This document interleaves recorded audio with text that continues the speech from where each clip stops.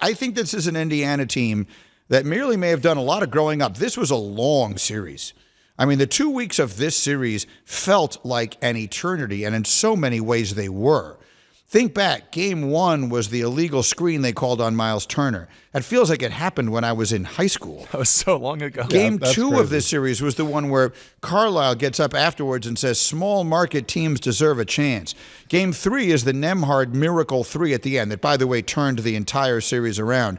Even Game 4 feels like a long time ago, but look what they did. The Pacers, facing elimination. Coach went out there and did their lobbying, came out and made a big shot to win a nail-biter on their home floor, then got the blowout win, then went to the Garden and weren't ready for the moment and got obliterated, and the world wrote them off again. Then came home and were just the better team Friday and Sunday, winning a Game 7 in the Garden. Young teams grow up during runs like this.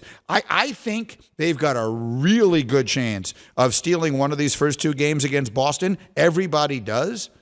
And if they do, I'm not saying that right now, all other things being equal, I would bet on the Pacers to win. But I definitely like those odds. Did I see they're plus 2,500 to win the championship? I can look that up. I think that's what we showed at the end of Get Up. I think that right now the Celtics are an odds-on favorite. The Timberwolves are next, followed by the Mavericks, and the Pacers are a distant last. Yeah, by far. Distant. By far. Like, right? This is crazy to look at. Read the numbers. The Celtics are minus 155. The Timberwolves are plus 240. The Mavericks are plus 500. The Pacers are plus 2,500. They're all in this same round of the playoffs. 25 to 1 right now. There are only 4 teams left. Every one of them needs 8 wins. It's like the Pacers aren't even in the playoffs. The Pacers are 25 to 1 to win the championship. Yeah, like that feels like something you might want to just based on all the things that can happen as this postseason. Look, I don't even like putting these things out into the ether, but or into the atmosphere. But like Porzingis has already gone down for the Celtics. What happens if one of their 2 most important guys wind up going down in the middle of this series? Now, all of a sudden, you're telling me 25 to 1? I kind of like it. Yeah, the series line has also moved. The Celtics are still minus 1,000, but it has moved a little bit, and maybe that's because they know for sure now that Porzingis is out for at least the start of the series. I think that's big. And even when he gets back, people were making the point this morning that he might not be fully healthy, and the Pacers play so fast, and they have guys inside who can kind of bully you in the paint a little bit. I know the Celtics have Al Horford too, but they have some taller guys that might not be able to be handled by the Celtics defensively. Now, on the other end, the Celtics are pretty much going to be able to score at will. So I think we're going to see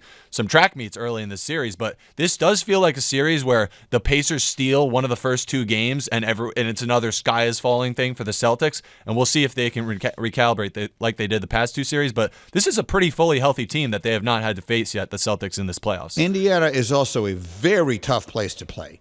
I covered 1 million playoff games there back in the day. And I know they've gone through lean times and whatever it is, and Wendy was making some points this morning about how they don't always have the best support when that team isn't playing well, et cetera, et cetera. All I know is I've only ever been in that building for big games. I've never been there for an average regular season game when the teams were bad. I know back in the Reggie days, that building is a tough place to go play. That will not be easy. So, and look, the Celtics have been better on the road than they've been at home overall. I'm looking on my screen here at plus 2,800. Is that right? Am I looking at plus 2,800 now to win the title? I was looking at the live odds. It looks like 25, but it's moving around. Full screen is 28. No matter what, let's do that. They are jump absurd on that. Underdogs. Let's throw $100 on the Pacers to win just for fun. We'll be rich. I mean, I'm very bad at math. If you bet $100 on something and you get 28 to 1, does that mean you get $2,800 if you're right? No, that's the 2,800. You would get $2,800. That's what I mean. Yeah. Isn't that 2,800? Oh, yeah. Sorry. Yeah. So sorry, I misheard you. Yeah. Well, okay. Good point. By definition, it's 28 times your bet. So it's 28 times 100. So it's 20. Yeah. But we both said the same thing. Yes, we did. And then disagreed with each other, which is hilarious. It explains why we do this for a living.